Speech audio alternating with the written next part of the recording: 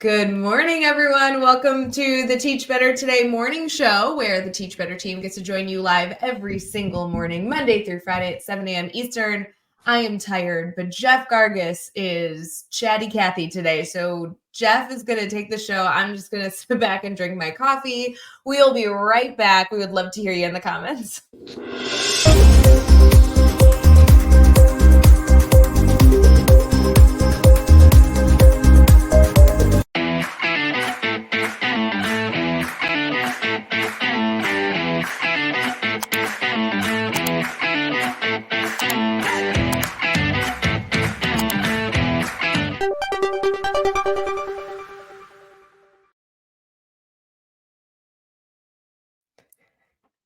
Good morning, everyone. Welcome to Teach Better Today. Jeff Gargas in the house. And right before we clicked the red button, he was like, hey, I had to vent about this. I was like, can you vent about it on the podcast like we do every other show? And he's like, no. So now I'm dying to know what you had to complain about. I was actually waiting too. You said I was going to take over. I was like going to not say anything, see how long you'd let there be no speaking if you were tired and stuff. No, I knew that I have to be the first one to talk because I'm on this side of the screen. So it's weird. Like I don't do that in my head, but you and Josh definitely do. It's like, well, no, like that's where the person who leads it is, and I'm like, oh, I don't even think about it. I'm just on whatever screen I'm on. Like, yeah, Katie's very clear about it. Like if you ever look back at the shows that she's facilitated, she's always on that side. It's her. She's crazy, but it's fine. She just had a baby. Hey, I have a comment. To be fair, she was crazy before she had a baby, but go on. That's true. It's very true. I started our morning together by sending you 9 gifts in a row about how you were 1 minute late.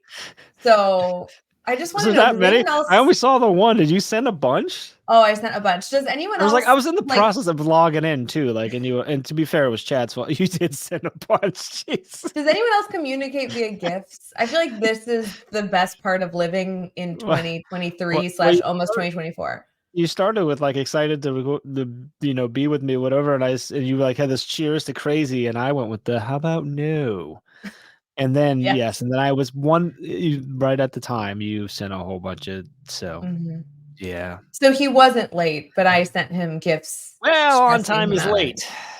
Well, that's what my old band director used to always say. But I just want to know, like in the comments, friends, are you communicating? Like I only use gifts with people that I feel close to. So I feel like if you get a gift from me, I consider you as close to inner circle as humanly possible.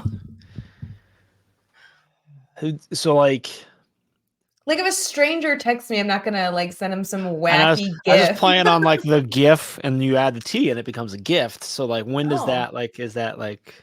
Because I just get gifts with no T.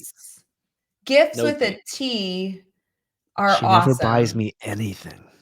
No, I mean, I help you facilitate it's a one-sided friendship.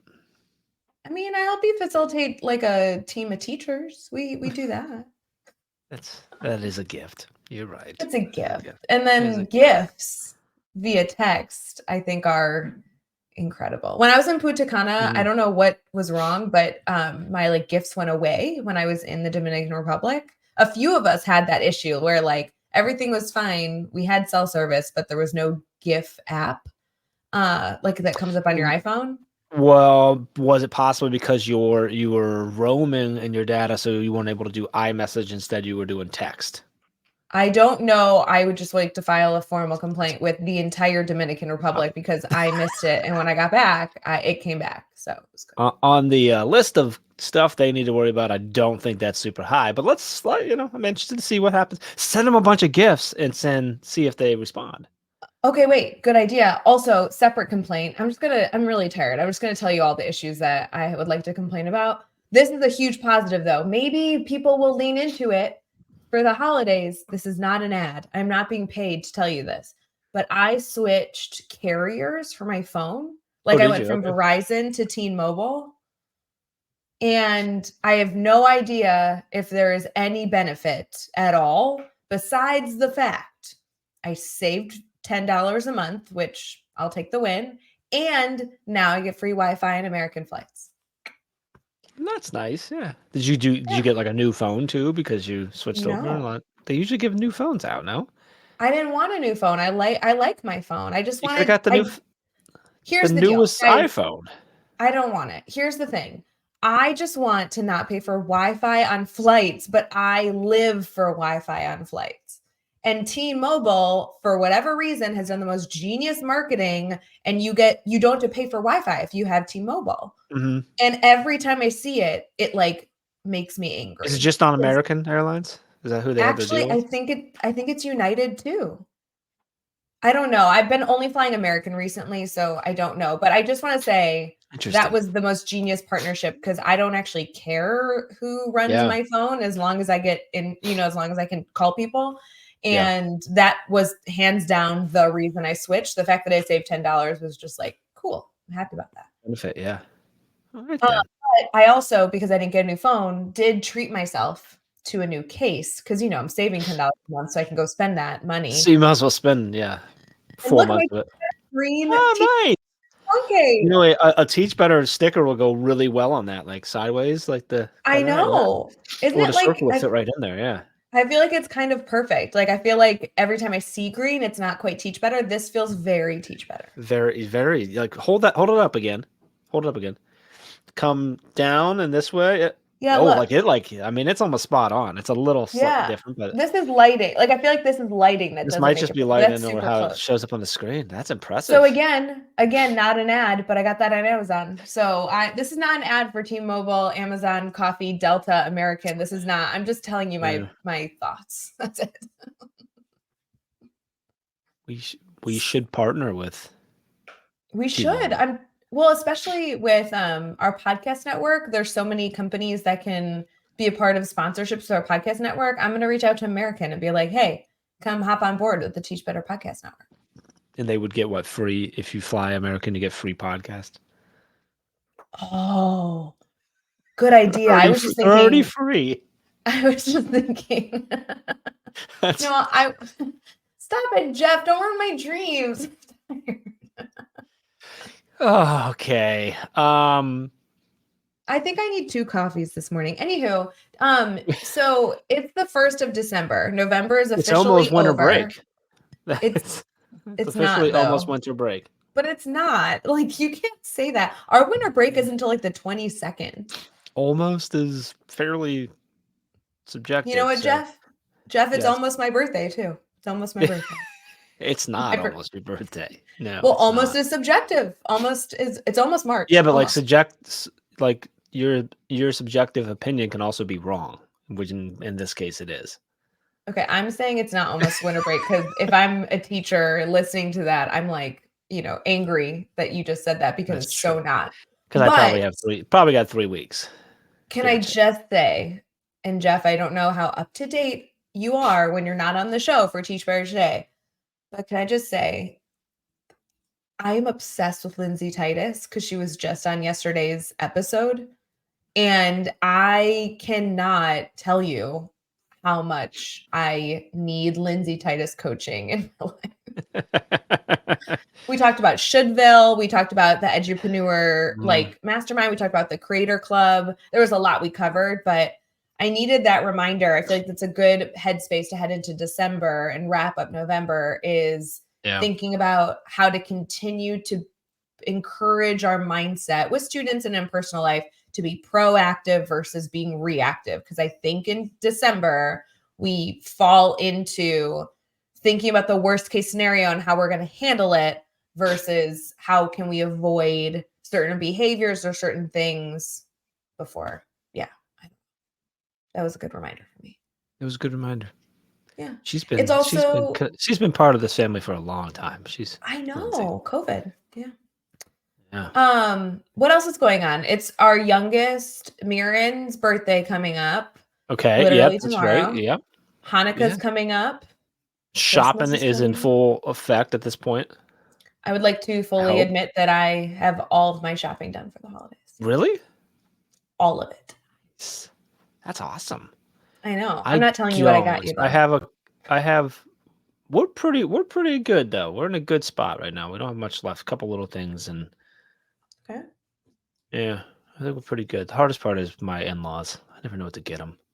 I mean, when I married into the family, they got everything. So it's like, what do you buy them at this point? Like just a bow? Like, I Such a mean, bad you joke. know. Such a bad joke. So bad. Well, I mean, I'm excited for December. I love this weather. It's been warm. I like the warm, but I'm also ready for some snow. I'm kind of a sucker for snow in December. I'm ready for snow too. Yeah. Sign me up for all the things. And I'm not really a Thanksgiving fan, so I'm glad that's over. And yeah, I'm ready for the fun. I will say, Jeff, not to like talk about something when it's over, but all of those applications were due yesterday for everything that was in the month of November, That's like true. the grid cohort and the certification process and the ambassador applications and stuff like that. So there is an excitement element for me that those committees now get to meet and like move forward on those projects, even though bringing it up, if you forgot to apply, that's okay. We still love you. Maybe you'll have another chance in the future, whatever. But it's good I stuff. I like when, you know, obviously launching a project is exciting, especially for our Teach Better community, but I like when it gets to like get going. We have a lot planned for those two. Well, for like us, that's like another launch. Like we launched like the market and excitement, but now we get to like also like now launch a lot of those, like the actual thing, right? Yeah. Which is fun. So yes. And as a reminder, if you applied for something and you don't get selected, please know that all of these groups are specifically small so that we can give our heart, our love, our energy to those groups. But we want you to reapply. So you probably won't find out if you're in these groups for like 4 or 5 weeks. So no stress. It's not like they're being announced tomorrow. But I also want to make sure you guys know that if there's ever a time that you apply for something and you're not selected within the Teach Better family, just apply again. It's almost like 100% based on numbers. Yeah. So, and also know that it was likely Sarah Jesse's fault that you weren't selected. So like, poor Sarah Jesse. She's the one to go after. Sarah Jesse. I don't know why I pulled Sarah for that, but you know, love you, Sarah. For those of you who may not have caught the few live streams that we have Sarah with, we have an online course with Sarah. Sarah is the beautiful designer of those incredible blog images over at teachbetter.com/blog. She does all the artwork there and she's fabulous. She has a really good course with Katie in the academy focused on interdisciplinary units. So if any of you are looking for something over winter break to do, that would actually be one I would totally recommend. Yes. That'd be big. We also discussed doing a course on formative assessment. I'm just waiting for you to tell me to do that. We did talk about that. I think you're too tired. Since we have so much time between now and holiday break, maybe that's what we'll do. Oh, I'm really busy. Oh, I'm super swamped with that thing. Got a lot of time, apparently. Nope. I'm super busy. Speaking of busy, we have a listener question I thought we'd get to. Are you sure? You need to wake up a little bit. I'm never sure. Just push the button and play the thing. Okay, hold on. I want to do it dramatically. Ooh.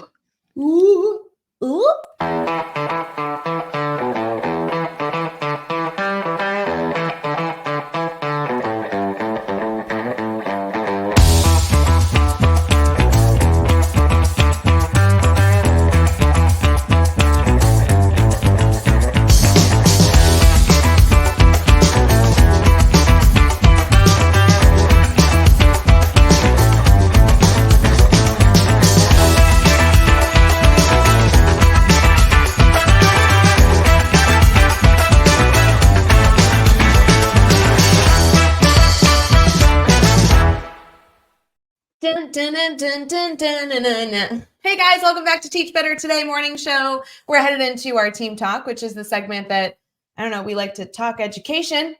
And Jeff Gargas is in the house. My name's Ray Hughart, and we're talking AI. Who's ready for this? Ooh. Yes. Jeff, when I was in California working with a district out there about 2 hours outside of Sacramento, we did a lot of AI conversation and I posted a ton about it on social media, but we haven't really talked about it since. And this question has to do with AI. I thought we could answer this question to an extent, but then maybe just have a general AI conversation for educators who may not be using it. Does that sound good? I really want more excitement. Do you want to jump around for a minute and cheer and say hi to our community? We get to talk about AI? Oh, this is amazing. I'm so excited. I can't believe we get to talk about AI. Guys, AI, artificial intelligence. Let's talk about it, Ray. I am so here for this. So here for this. So go. Come on. I don't want to wait anymore. Tell me what's the question? Ask the question. I Hey didn't pull it Jeff. up. I need to know. Tell me what it is. I'm Hey excited. Jeff. This is I my love. excited face. Can you define AI? You just did. What is AI? Well, AI stands for artificial intelligence. If we're talking about that, I guess there's probably a lot of things AI could stand for. We But are talking artificial intelligence, and there is a lot of fear around this concept. I think that our conversation today is how it can be a support rather than a concern. This question says AI grading essays. What can teachers do to help with grading essays? Is it reliable? That's what this specific question is asking about. Having the AI grade the essay? That's what it appears. Yes, that's what it appears this is asking about. Interesting. So I just want to, maybe if I can kick this off, Jeff. My first initial thoughts are, sure, you probably can find an AI tool where you can input some sort of requirements and it can, kind of produce some sort of score, grade, feedback, information to you, to the students to give, to start off the dialogue. My one element that I want to confirm about AI is not going to replace the professional teacher feedback and relationships that exist. So while AI might be able to provide information, maybe save you time in locating a certain element of the essay, maybe there's certain things you're looking for that it can kind of point to for you. I want us to be a little cautious that if we are simply doing information or simply evaluating information that AI can just output a score, we may not be requiring a high enough level of depth of knowledge, because the AI tool can just give you a this exists or this doesn't exist. It's not going to be as effective in crafting effective feedback that takes the student's personality, background knowledge, and progression through learning into account. Maybe that's just how I want to start this off. What are your thoughts? I agree with all that. Yeah, I think it can absolutely do things like, obviously, all the edit and proofreading and making notes of things that can be super helpful to just, one, save you time. Also, just check your work, make sure that you're catching those little things. When it gets into the actual context of the essay, like, you can absolutely prompt and create a prompt and set it up so that the AI knows what the rubric is and what it's looking for. Yep. And honestly, if you do that correctly, it could probably give you a lot of really great feedback to provide. But noting how you said when you first kicked off, like, utilizing it as a support, I would use that as a way of providing me with making sure I'm seeing all the little things and that any of my internal biases maybe aren't playing as much of a part in how I'm reading it and how I'm doing it. But then I can take that to just help make sure I'm seeing all the little things that maybe I might have missed, or maybe just from a different viewpoint than I would have, so that then I can organize my thoughts and then deliver that to the student. To your point, Ray, of I've got the relationship with that student. I've got the communication that's going to allow me to be able to deliver it the right way. Obviously, AI is going to deliver it if you were to leave it all the way up. But I don't know that's what they were asking. Like, it's going to be very cut and dry and not build on anything. So I think the key is the word support. Use it as a support. Can you save yourself some time on it? But then it's really it's up to you. I think it's important for you to do the delivery, and also not just, I don't know that you want to 100% rely on it just yet. So I did a TED Talk in 2021 that was titled Better Than YouTube. And it didn't have to do with AI, but it really had to do with the concept of videos replacing teachers' ability to deliver information. And this concern that like, are teachers better than YouTube? Why not just use a YouTube video? And while there was a whole lot to get into with that, the concept I really want to get across is you're always going to be better than YouTube, because your job is not just to deliver information, right? Your job as the educator is to question, foster discussion, give personalized feedback. A YouTube video can't necessarily do that. So I think the same is with AI. AI is going to give you so many different supports, and you should, in my opinion, if you are not already, be relying on AI essentially as your collaborative partner, as your assistant. I turn to AI tools when I need help writing an email, or if you need a prompt, like you said, if you have a prompt for an essay, AI could actually give you a number of different prompts, all aligned to the standards. And depending on how specific you are and whatever AI tool you might be using, it can be really, really helpful and kind of serve as a collaborative partner for you. But there is nothing that can replace a teacher's ability to make an essay come to life. Like we always joke that as a teacher, you could make a B plus grade feel like an A plus, or you can make it feel like an F, because that relationship element is really big. And so as you're thinking through using AI for grading, which is something we've seen before, right? Google Form can grade your students' answers, especially if it's a multiple choice component, but it's only going to be to an extent. And so I would rather encourage educators to use AI to create a foundation for then you to produce better, more efficiently, more effectively, than just a black and white tool you should be using that you should be relying on wholeheartedly, in my opinion. Yeah, I agree with all that.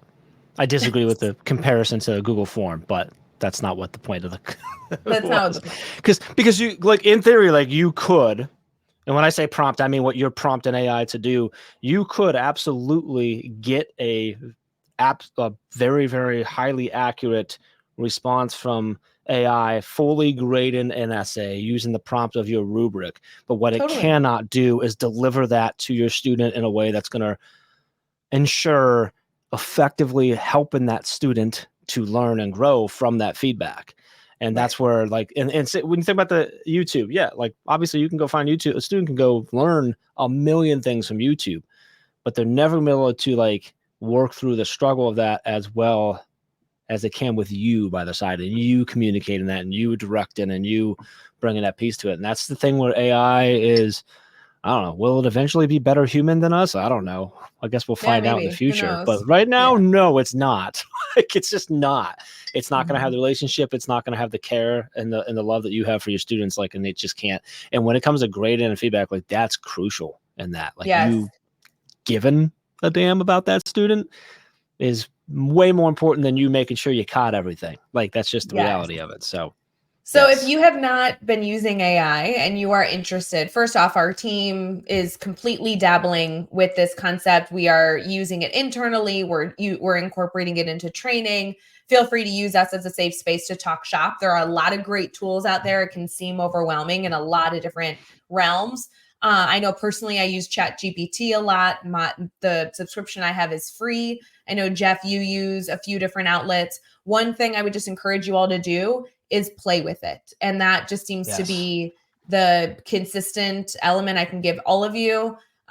We did an activity when I was with our group in California where we had 20 minutes to kind of play with it. And I gave them different prompts and gave them different challenges. Then we gave feedback to the AI, and it adjusted and accommodated for what our feedback was. And I think that sometimes the fear is the unknown. And once you can get some of those sustainable systems, it can really be something that supports you wholeheartedly. So if you're looking for a little activity, log into your favorite AI tool, whether it be ChatGPT or something else, and ask it to do something for you, and then go from there and see kind of what it can create. So we're here to support you guys. 100%. Yeah. Like, ask it to edit the essay for the first time, and then go edit it yourself and compare. Because then you're going to learn, oh, this is where it does pretty good at, and this is where it doesn't. And this is how I like it, and this is where I don't like how it graded that, because I don't agree with it. Like, it's fun to play with. You don't have to actually use it, but when you do use it, I think the most important thing we said so far is what you said right off the bat, Ray, is it's a support piece. It does not replace. For me personally, guys, I love to lean on it when I'm writing an email that I feel stressed about writing. Like, absolutely, if I had a parent email, I would go to ChatGPT and I would type in, create a templated email to a parent from a teacher about a student who did XYZ while communicating concern and this end result, XYZ. And then see what it comes up with. Typically for me, I find that it comes up a little computery first, and then I give it feedback. I'm like, can you add more personality? Can you incorporate the student's name? Can you, and it's just like continuous, you're almost having a conversation with this AI tool. Can you adjust this? And then usually I get a few paragraphs where I'm like, okay, I can copy and paste this, add a little flair, and I feel comfortable sending it. But again, to me, that's like having an assistant or a collaborative partner give me feedback on how to write an email, you know? So. Which, by the way, like that right there, that process and you understanding how to utilize that tool is so crucially important for you to know how to do, so you can teach your students how to use that, because they're never going to live in a world without AI. And this is the worst it's going to be ever for them. And if they know how to use it, it can be a huge advantage for them moving into whatever the heck the world's going to look like. So you understanding that is really important. So yeah, I've used it before where it's like, how do I say XYZ nicely or professionally? Because you're like, I want to say something. I have this feedback or a complaint, but I don't want to come off the wrong way because I'm not actually angry. I just need to, and I don't know the words to say. And sometimes it's going to come out computery. I like that word. Yeah, you have to say, can you be a little more humorous, or can you be this, or be lighthearted? And so, yeah. I like, one of the things I did is we had, recently we just did a free Teach Better introduction with a school in Ohio. And I had them put in, like, copy and paste their ugly standard, right? The standards that are super wordy and everything. And I was like, give me 3 real world scenarios that an 8-year-old would understand. And so if you don't add that an 8-year-old would understand, it gives you 3 different scenarios. And then actually what I had them do is go back and say, actually, can you make it so easy that an 8-year-old can understand it? And then it gave us 3 different ones. So again, it's just like trying to look at how it can adjust our thinking. But okay, we spent way too much time on this. I hope you guys reach out to us if you have questions. We're going to wrap up our today's show, but feel free to reach out, and we appreciate all of you. We hope you have an amazing, amazing weekend, and we'll see you soon, guys. Bye, guys. Hey, Teach Better community. Thank you so much for joining the Teach Better Today morning show every single weekday at 7 a.m. Eastern. We have so many resources for you outside of this live stream at teachbetter.com, including blogs, podcasts, and professional development that will bring our team to your school. Wherever you are listening from this morning, please make sure you are sharing and celebrating the incredible educators in this world. And hey, if you are listening over on a podcast to Teach Better Talk, we would love a 5-star review. The comments are always so entertaining. We'll see you tomorrow.